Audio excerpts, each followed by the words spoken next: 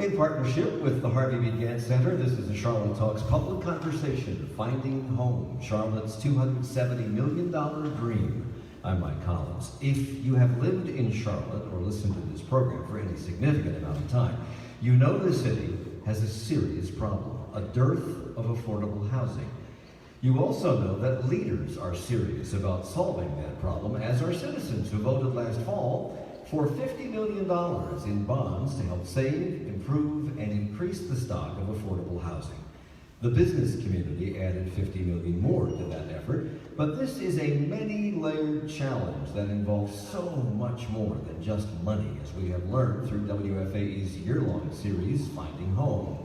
Over the course of that series, we have spoken with city leaders, industry professionals, and residents who highlighted the many challenges presented by the housing crunch and the impact it's having on neighborhoods and people. Here are some of those voices.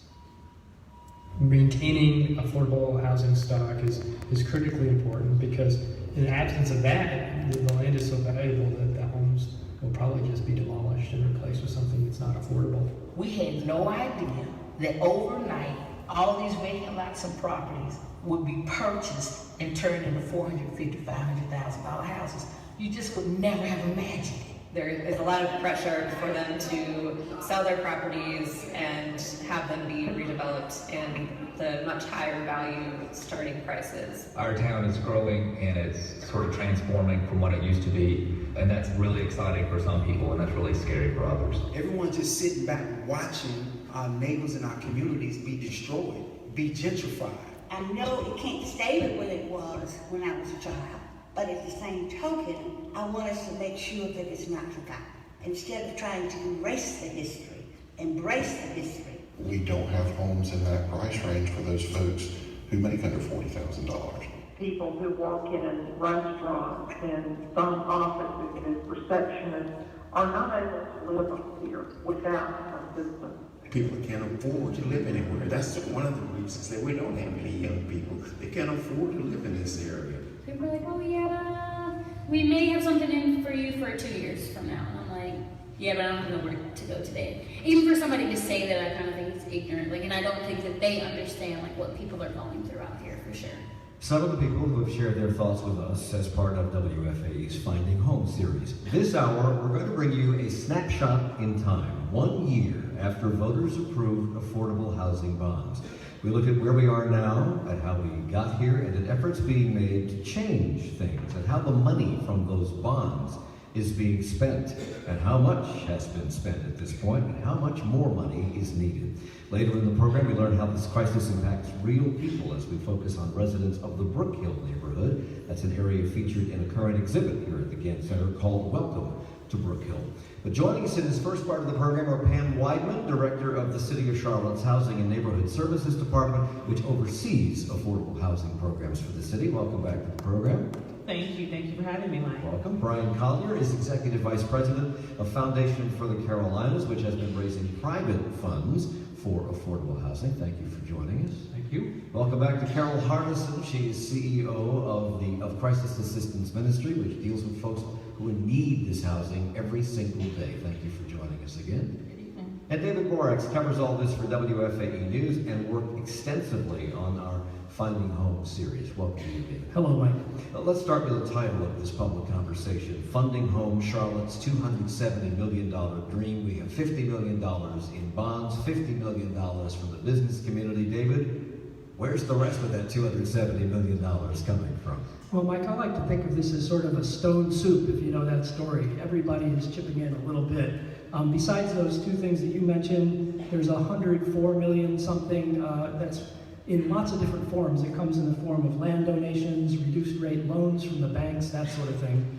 There's $26 million in a fund for rent subsidies that's being organized by the foundation. LISC, which is the Local Initiative Support Corporation. It's a nonprofit that has come to Charlotte to help us out. They're in about 35 cities nationwide. They're chipping in $25 million. And then we also add in there some rent subsidies that Mecklenburg County is chipping in, about $15 million. So do the math there, you get $273 million. When the mayor put all of her efforts into having us vote for those $50 million in bonds. Did she envision that we'd have all this other money coming into the pie? There was at the beginning the idea that this would be part of a community effort that would include private sector money, money from the faith community and that sort of thing. I think everybody has really gotten on board, and we can ask our other panelists here, but I think there are more contributions here than we expected. Okay, that's good news. In 2014, there was a national report that kind of played a role in kicking all of this off. It was a report that told Charlotte we were 50 out of 50 cities in the country for economic mobility. Essentially, it said if you were born poor here and stay here, you're going to die poor in Charlotte.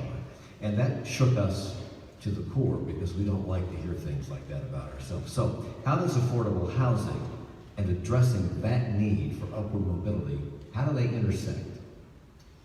So when we did the task force report, we looked at a variety of factors that might impact a child and their caregivers, because that's the focus of what we were trying to accomplish with the economic opportunity report. We looked at a variety of factors, everything from early childhood education to college and career readiness. But one of the things that we identified was this bucket of work that we needed around what we call family and child stability. Within that, you look at things like helping new parents, but also mental health issues. But one of the big ones that stuck out in this community was the issue of affordable housing. So all of the things that you're seeing play out with the Housing Trust Fund, the private sector funds, all those were recommendations that we put into the report that we said the community needs to tackle. And so we went and said that the city needed to go from 15 million every 2 years to 50. They did that, but the mayor said, well, remember that the report says that the private sector should come in. So only one difference I would take in your opening is that the private sector goal was 50. We actually raised 55 million for that bucket of money. So the private sector has gone over and above, and we can talk about other ways that they contributed. But I think so much of what we do when we talk about economic opportunity starts with a stable home and a quality roof over your head. And that's one of the things that Charlotte has had a huge challenge in. And one of the things that although I would point to the task force report as a turning point for the community, we stand on the shoulders of decades of work by people who have raised this issue of affordable housing, but have not been able to get this level of traction that we've been able to get more recently. So I do not diminish their work at all. That's Brian Collier, who is with the Foundation for the Carolinas, and one of the things that your organization has been doing is working behind the scenes to raise that money from the corporate community and from the philanthropic community in Charlotte. An organization emerged when I was reading through all this stuff yesterday, Charlotte Housing Opportunity Investment Fund. Maybe I missed it, I'd never heard of that before. What is that? Yeah, so that's when we decided to, so the Housing Trust Fund is what the city administers, that's the $50 million. We had to create a complementary fund where the $50 million would go into. And so that's what we call the Opportunity Housing Fund. So it's an investment tool that LISC manages, but has a variety of instruments in it. And businesses and the people who have some financial needs are always being asked to contribute to this, that, or the other thing. How difficult has it been to raise this money?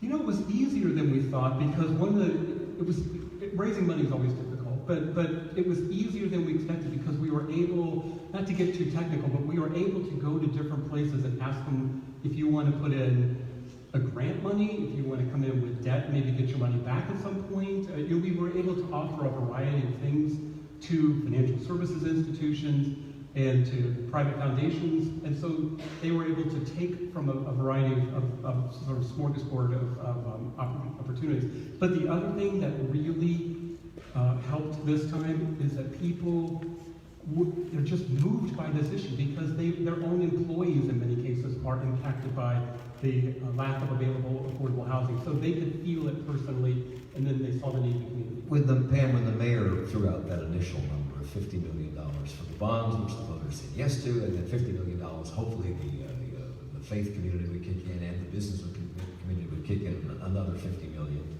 You know how big the problem is. That's $150 million. What were your first thoughts? I thought it courageous of the mayor and the city council to throw out that number.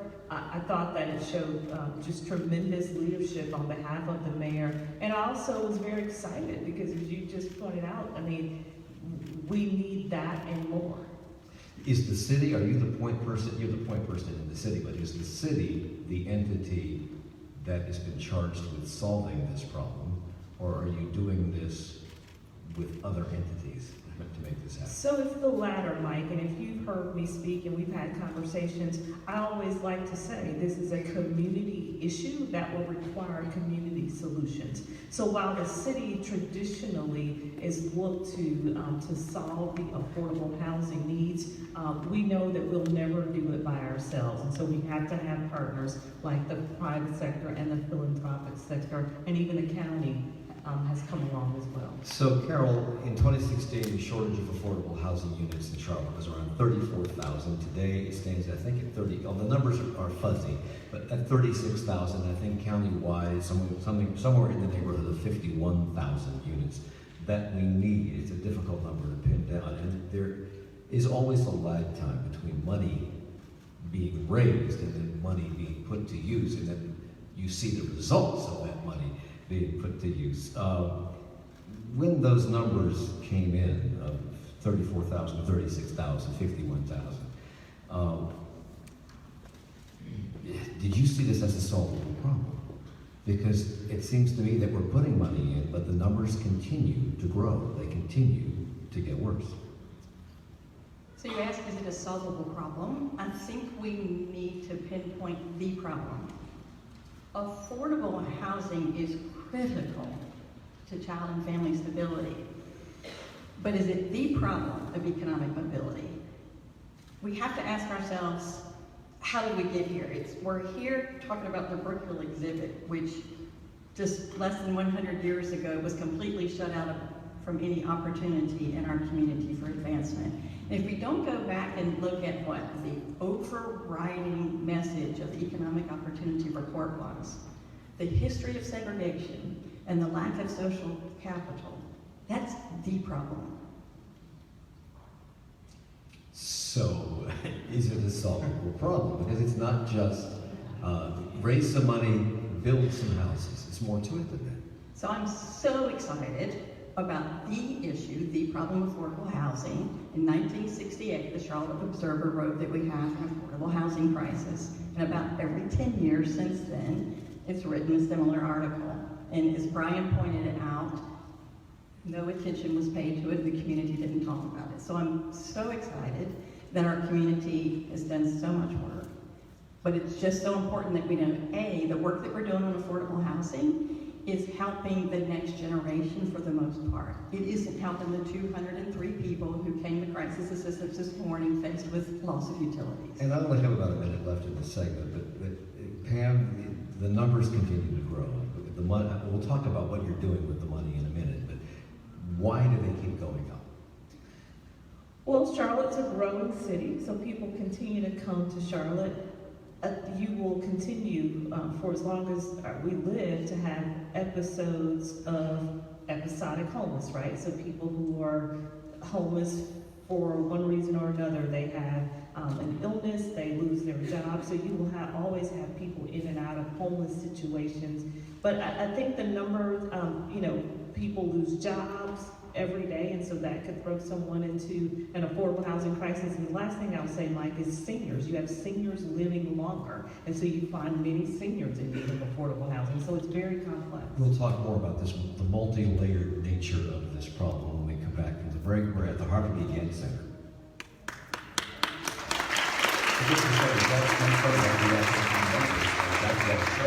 Over 100 vehicles, including the luxury all-electric. So we've just got about 90 seconds. There's not really enough time to get up and go to the restroom or anything like that. So we'll be back in 90 seconds. The break is happening. Business, whatever the business may be, learn more at Bravada, CRAVOTTA.com.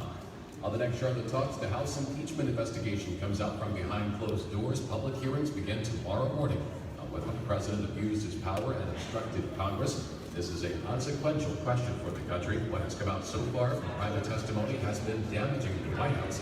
But the hearings come as the country is divided on the issue of impeachment. We get analysis of the road ahead tomorrow morning at 9. You're on 90.7 WFAE.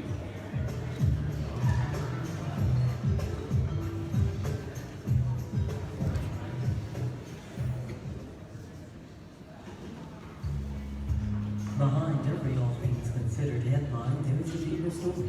Creating the ability to have affordable commercial space. There's a lot of discussion in Charlotte. That's good. About the lack of affordable housing. There's also a lack of affordable commercial Okay, space. we're back in 10 All seconds. things considered gets beneath the surface of the day's news. Listen weekday afternoons from 4 to 6:30 on 9.7 WFAE. We are coming to you live from the Harvey B. Gantt Center if you're listening to us on Tuesday night on Charlotte Talks on WFAE. I'm Mike Collins with Pam Weidman, Director of the City of Charlotte's Affordable Housing Programs. Brian Collier is Executive Vice President of the Foundation for the Carolinas. Carol Hardison, CEO of Crisis Assistance Ministry, and David Borax is here from WFAE News. Pam, we have all these different problems. It's not just the lack of houses that people can afford, it's why they can't afford them. It's because of the tight real estate market and how we have newcomers coming here every day driving up the cost of housing. We have stagnant wages. We have out-of-state developers coming in and buying swaths of single-family homes and then turning them into rental properties at the highest value that they could possibly be at. And very few tools in the city's toolkit to make developers do anything in this area of affordable housing. Which of all those is the more serious challenge?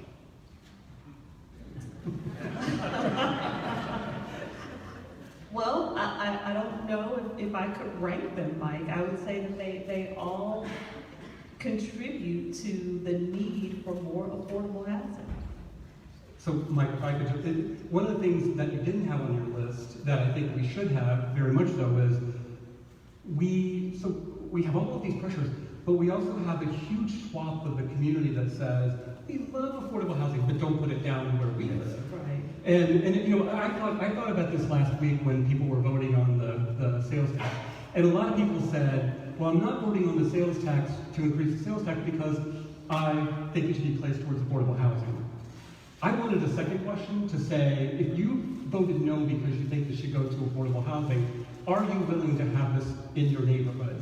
Because there are segments of our community that are completely shut off from placing new units. In past programs, when we've talked about this, we've lumped affordable housing in with workforce housing. And workforce housing is described as housing that people who are firefighters and police officers and school teachers can afford. Are they one and the same, David, or are they completely different? I would say they're one and the same. I mean, everybody has their own definitions. I guess affordable housing gets a little bit of a bad rap because people think that it's going to bring people into their neighborhood that they don't want, and that's a problem.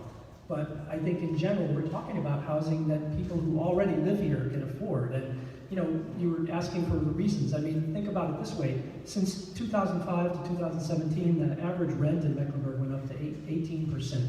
It's now $1,300, the average rent in Charlotte right now. Household income during that time went up only 4%. And so there are gaps at every income level. And you know, when we talk about this, we're generalizing with those numbers, the 51,000. Every one of the different income levels that we're talking about has a gap in the need for housing. And the gap is the biggest for those who make the least in our community. I hate to talk, go ahead, Ben. Well, and just one thing I would add to that is Charlotte is growing, right? And so you can look at that as a blessing or a curse.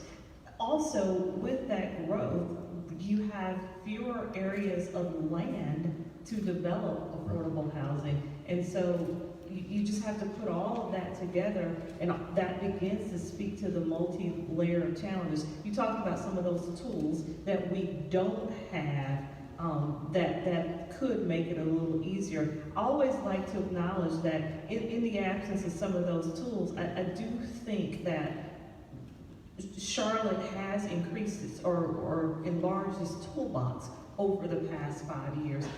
Both from a funding we've talked about, but also we're beginning to talk about those regulatory tools too that will make it. A lot of that's dependent on what the legislature will allow you to do. How aware are they of this problem or of anything outside of Wake County?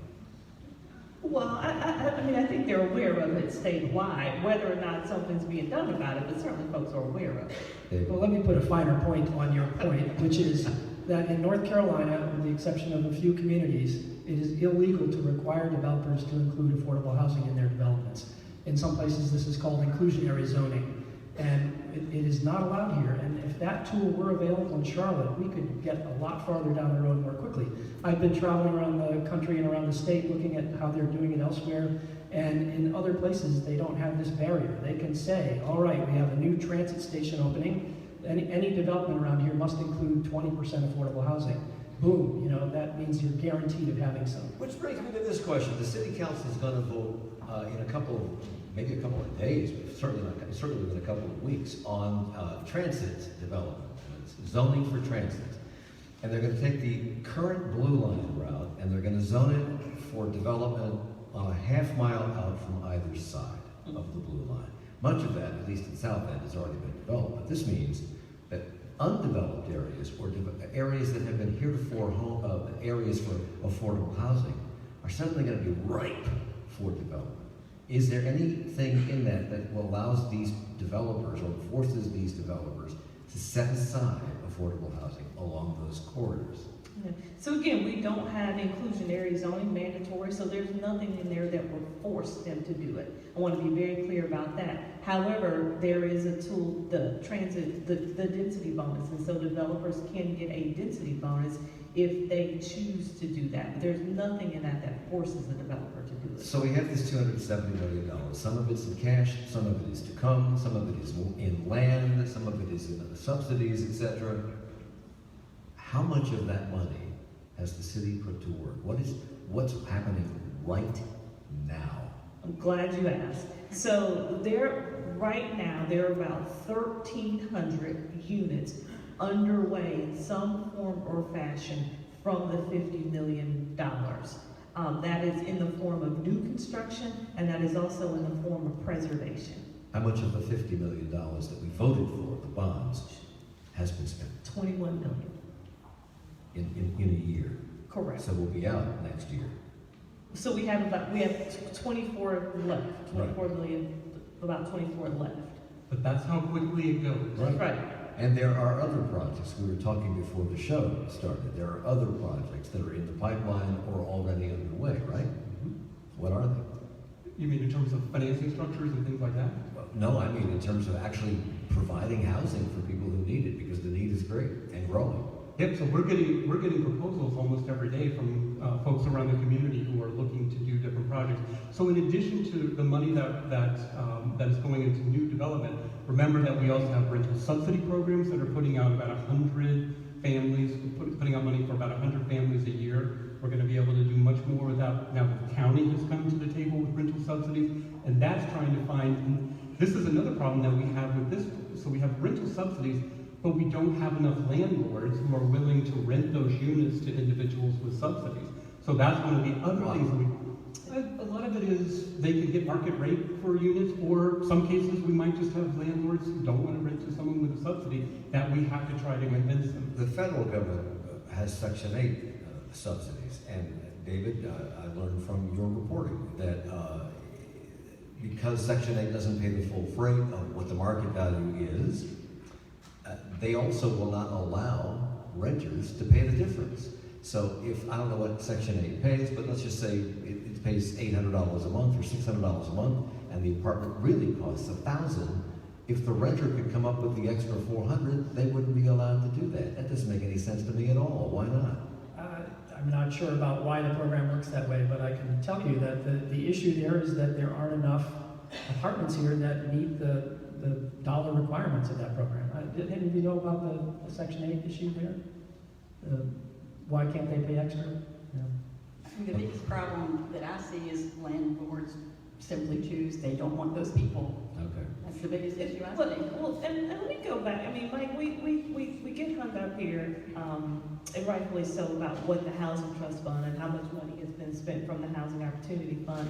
But I also want to just shine a light. The city has other programs that it's doing other than the Housing Trust Fund. So if we remember, the Housing Trust Fund is rental affordable housing, and that's certainly needed. But we also get about $10 million every year in federal dollars from the federal government. And so with that money, we do things like rental subsidies. We also do things like down payment assistance through our House Charlotte down payment program. And last year alone, we did about 314 down payment assistance loans. And so that helps people. We know that home ownership is still the American dream, helps revitalize and stabilize neighborhoods. And so people can get up to $17,000 in down payment assistance. We're also going to launch a program with the Federal Home Loan Bank called Community Heroes. So you talked about the workforce population.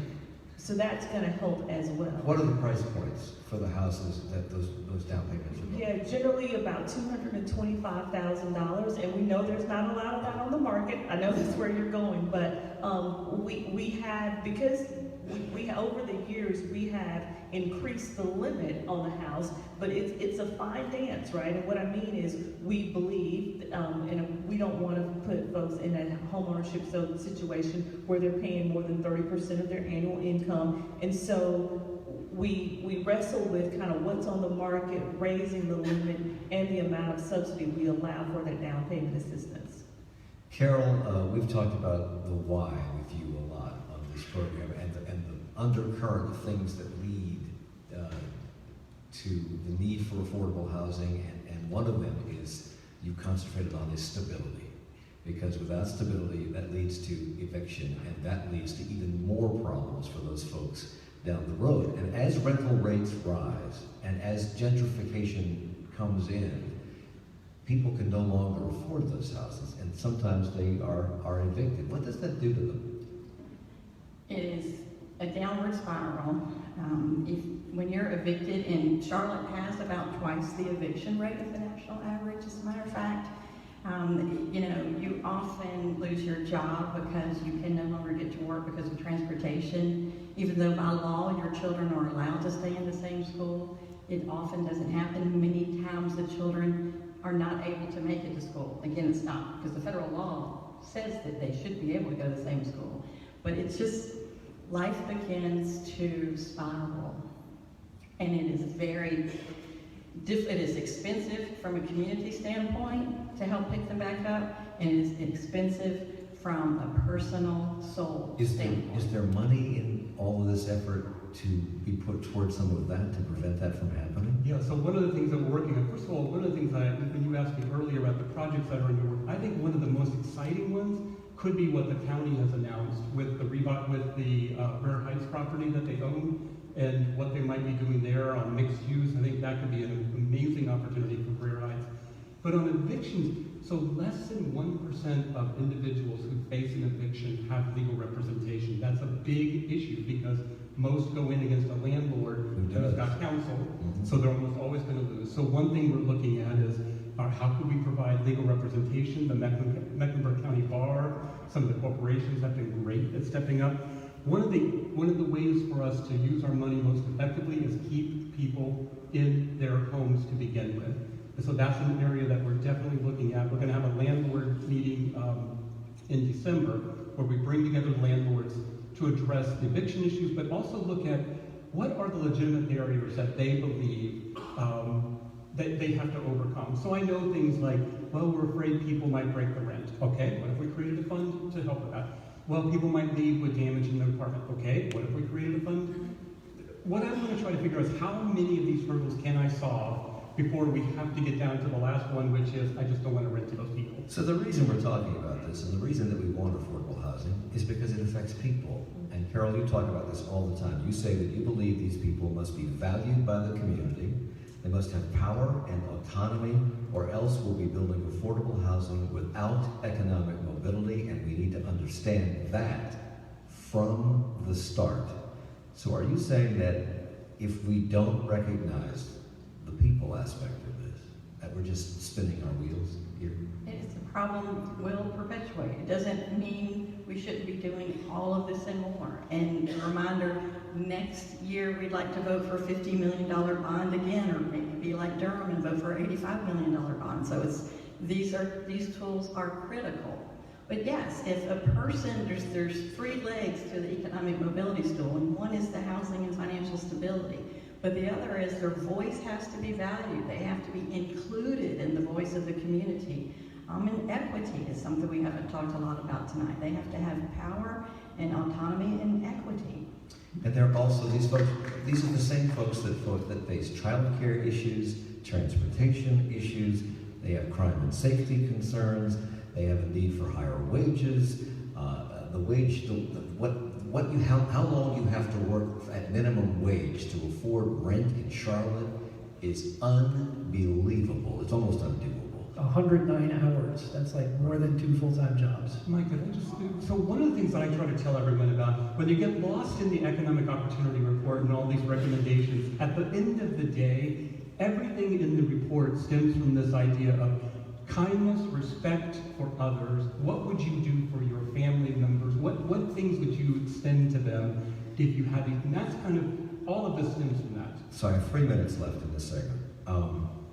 We focus a lot on growth. We love to bring jobs here, and the higher the paying jobs are, the more bragging rights we have. But when high-paying jobs come in, that means, with the housing crisis being what it is, people get pushed out. Are we doing anything to attract minimum wage or working class wage jobs to Charlotte?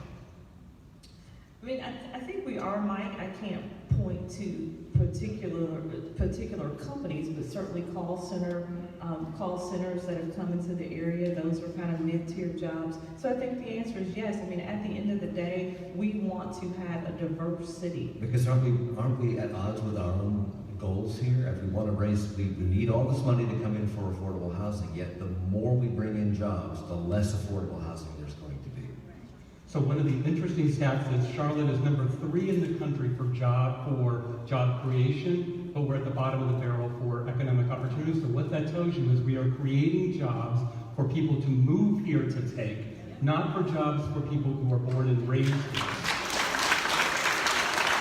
That's what I think is. Because one thing, we're not going to be able to steal the jobs from another community, get people to come here. We're going to have to create kids who believe that Charlotte is a place for them to live, reside, work, dream big, and accomplish those dreams. Is there a plan to do that? I mean, this is not your job. I mean, your job is to raise money for affordable. It's not my job, but it's my calling.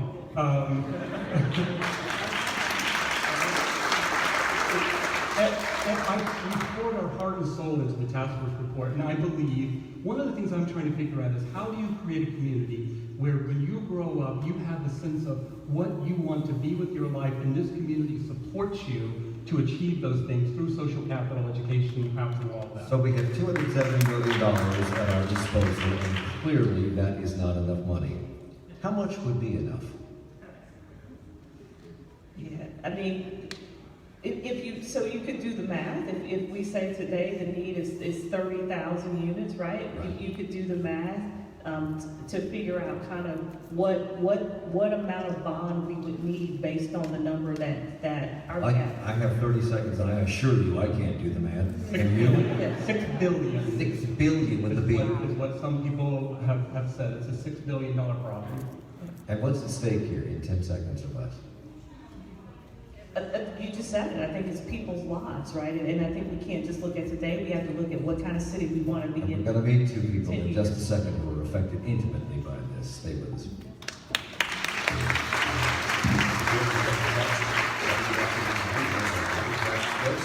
Offering general outpatient psychiatric and psychotherapy mind care for people of all ages, designed to help individuals deal with challenges that impact their well-being.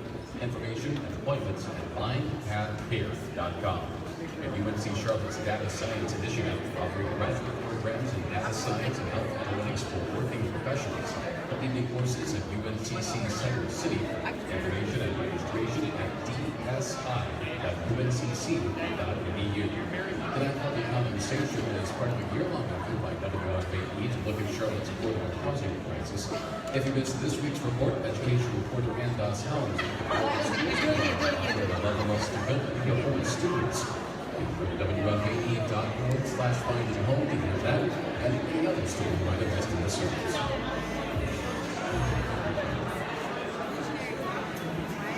30 seconds. It turns out the way that things broke this month was kind of a ticking time bomb that has brought us all the way to this issue of DACA being before the Supreme Court today. I'm Michael Moore. Okay, we're back in 15 seconds, everybody. That's coming up at 9, following Fresh Air. You're on 90.7 WFAE, Charlotte's NPR News. This is a special Charlotte Talks Public Conversation on WFAE and WFAG. I'm Mike Collins. Charlotte's $270 million dream, and we're coming to you from the Harvey B. Gantt Center. We tend to talk about the need for affordable housing as a problem involving money and building and economics, and as we mentioned in the last segment, people and their needs are what this is all about. So let's take a look at that. For the past year, the Harvey B. Gantt Center has focused on this aspect of the problem in an exhibit that tells the story of gentrification, displacement, and the impact of a lack of affordable housing. It focuses on Brook Hill Village, which has been an African-American community since the 1930s. It's just south of Uptown, if you don't know where it is. So important is the story told in this exhibit, Welcome to Brook Hill, that it has been extended through the spring of this year here at the Gantt Center. So for the rest of the program, we're going to talk with two residents of that neighborhood, Vanessa Phillips, who has lived there for 6 years. She's in the middle. And Stephanie Little, who has lived there for 10 years. Thank you both for joining us. Thank you. Good to talk with you. And we've also invited Mary Newsom to be here. She's a freelance writer and editor focusing on urban growth, who's worked for many years covering this for the Charlotte Observer and for UNC Charlotte's Urban Institute. Thank you for being back with us. Thank you. So Stephanie and Vanessa, let me begin with you. We always talk about this problem. We rarely get to talk to people who are intimately affected by this. How big a challenge is finding affordable housing been for you, Stephanie? Well, it's been a challenge. It's been a challenge to where I figured where I'm getting older, I need to be settled, and I know things is going to change. So I decided to. And the good news for you is that you are about to build a habitat house. Yeah, I went through Habitat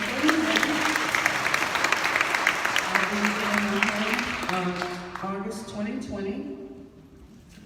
Vanessa, talk about the impact of finding affordable housing, the fear that you might lose that affordable housing because of the growth and development that Charlotte is experiencing, and what that does to your daily life.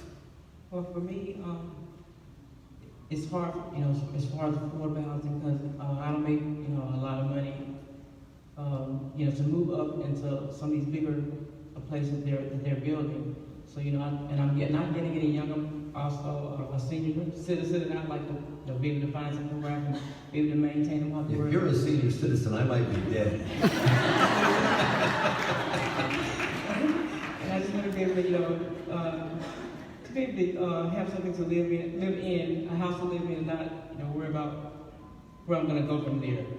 There's a map, a huge map on the wall upstairs at this Brook Hill exhibit that shows you precisely where the Brook Hill is, and it's bordered by South Boulevard, Ideal Way, West Tremont Avenue, and Toomey Avenue, and South Tryon runs right through the middle of it. I read yesterday, I don't know how much anybody up here knows about this, but a new developer from the Triangle has plans for that area which have yet to be made public. But they have promised to provide a variety of rent prices, including those affordable to those making 30% of the average median income. How worried are you and your neighbors about that? I'm very worried because I say we see every day, things going on those corners from where we are, and I just don't want to be stuck or have to be pushed out of where I'm living, before I get a chance to find something else to move into. Mary, the literature about Brook Hill that accompanies this exhibit here at the Gantt notes that one company owns the land that makes up this 36-acre community. Another firm owns the wooden single-story buildings that were developed in 1951. This arrangement, it says, has become a quagmire for the owners and subsequently for the residents. What does that mean, and how has it changed because of what I read yesterday about this new developer coming? I did a little bit of research today, talked to, among other people, Reverend Randy Cannon and the folks at the Community Resource Center there. The land is owned by the family of the late Dick Spangler, C.D. Spangler, who was pretty well known here for being a very wealthy businessman. He was president of the UNC University system. The rights to the buildings and development are owned by another group of developers. So can we assume that this new developer has taken care of that by buying everything? I'm not sure I understand your question, but it is not necessarily a new developer. This group has been working on this for more than a year, probably a couple of years. And they don't have their financing nailed down, so everything is still pretty preliminary, but they are hoping to have at least 65 units for people earning 30% of the area median income. I even have my notes here. And 97 units for people earning 60% of the area median income. It's a unique situation because the land has not been redeveloped in, probably 60, 70 years, and so the land cost is fairly inexpensive compared to everything else around it. But it's still tough for the developer to build that type of affordable housing and market rate housing and make a profit. And as for everything else around it, I have one word: South End. Exactly. If you can't picture it in your head, you just think South End, that's what it is. Exactly, and developers and other people will say it's all about the price of the dirt, which basically means it's the land cost determines what can be built. So current residents, as I understand it, are not guaranteed an apartment, but they can be among the first to apply for the apartments they're building at that 30% AMI rate. And Brook Hill Village Community Resource Center has offered to help residents with getting their finances in order to help them become more suited for qualification. You're both nodding as though you understand this, because I don't. Yeah. So what does that mean? That means that they're getting the residents there prepared to, again, everybody will have a chance to apply. Brook Hill residents will have first bids on the fine. To get your financial house in order or your records in order, what do they want? What will you have to demonstrate? That you meet the qualifications to stay there. Do you know if you do? Either of you? You're moving to Habitat, so Vanessa, do you know if you do? Right now, I do not know. No. Does that, do you have an option? If you don't, what happens then? I don't have an option. I'm just, I'm trying to wait just to make sure to see what we go through as far as being able to apply, for the apartment and make sure all my credentials and everything are straight and I can afford it. And that's what the community center wants, everyone to come by and to check on things with your credit and everything to make sure that, you do qualify. How many people does this impact? How many people live in that part of town? I don't really know the amount, but it's quite a few. 50, 100, 150? Oh, 150. I was going to say it's about 150. And they're not building not building enough affordable housing fast enough. So if most of these people will probably not be included, one would think. A minority will get in, but the majority will not. Where do you look, Mary? Where do you go? I think that we don't know yet how many people will be able to qualify and how many won't. And I think the Community Resource Center is trying to help people get their credit record straight. You have the issue of if you've ever been evicted, would you qualify or not? And I think they're still trying to work out how do you allow people who've been evicted to still qualify. I was at a meeting more than a year ago where this whole project was being discussed. It was a slightly different version at that point. And there was a lady in the audience who had lived in Brook Hill for years, and she said she would not qualify because she made too much money. So, if you're not earning a whole lot of money, but you're earning some money, and you find a place you can afford at Brook Hill, you go there, even if maybe you could technically afford, a couple of $100 more a month. So she was earning too much money and I think but probably maybe not enough to afford what they're going to build. She probably would she could probably afford the new building if it was subsidized. because she couldn't afford to move down the block into one of the, South End luxury places. So it's a little bit up in the air how they're gonna land on what you have to do to qualify. And there's all kinds of, I'm guessing federal rules about tax credits and what you have to do. In Charlotte, if you work 40 hours a week at minimum wage of $7.25 an hour, you can afford $377 in rent.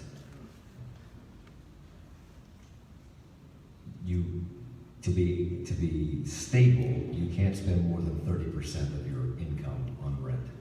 109 hours a week. You need to work 109 hours a week at minimum wage. That's more than 2 full-time jobs to afford the market rate of rent in Charlotte. How much is rent at Brookhill right now? I think different people pay different amounts. Okay. On a set amount for. Give me a sliding scale from what to what might rent be? Nothing over 500 for a 2-bedroom. And whenever you look at apartment advertising in Charlotte, they're all luxury apartments, which means stainless steel appliances and a granite countertop. That's luxury. What do you get for what you pay at Brookhill? Well, of course, they're older apartments, so they don't have the stainless steel and all the granite tops, all the amenities that the apartments now have, as far as wall-to-wall carpet, central air, central heat. No. Are they well kept? Do the landlords who own them now respond to tenant needs? Yes.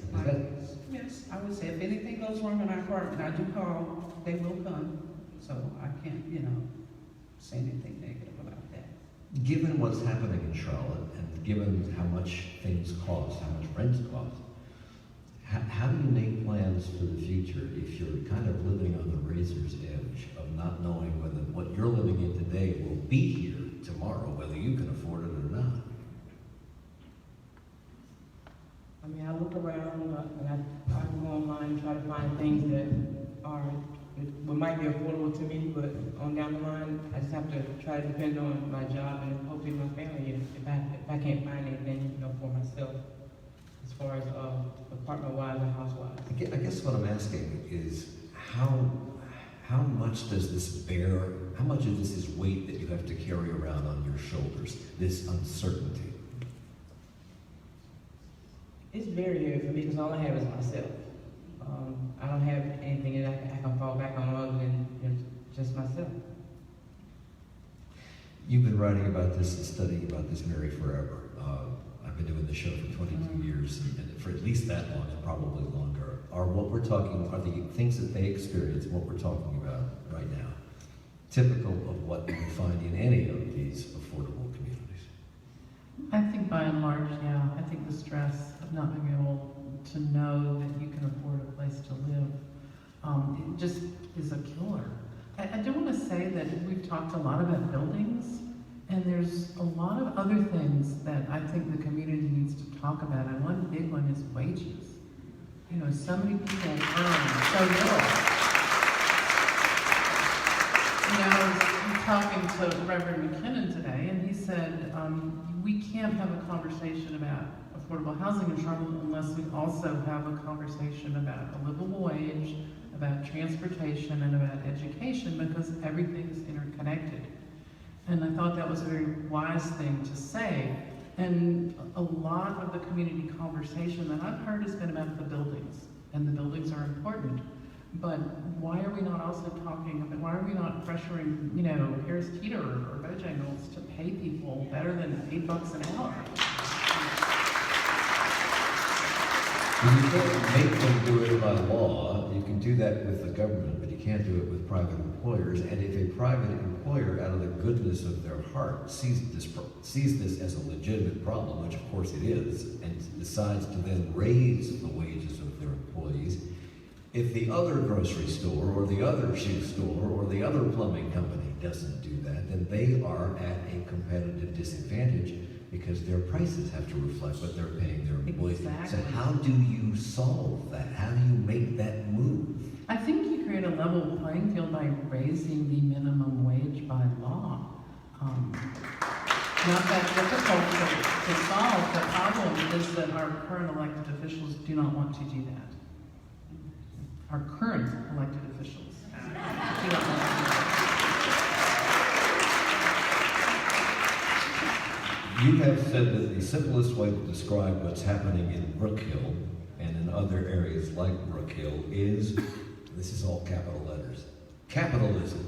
Well, that's right. I mean, we live in a capitalist economy, and I don't see that changing anytime soon. But we've always put some guardrails around the raw capitalism that otherwise leads to, Dickens London. And so we just need to maybe update our guardrails. And Charlotte has no real way to do that, as we've spoken in earlier segments, because of the state legislature not allowing certain things to happen.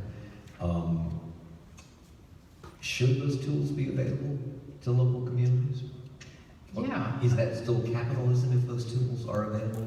Or does it become socialism? No, it's not. Socialism is when the government takes over the means of production, and nobody is talking about that. We're just talking about rules that keep our society running well. Yeah.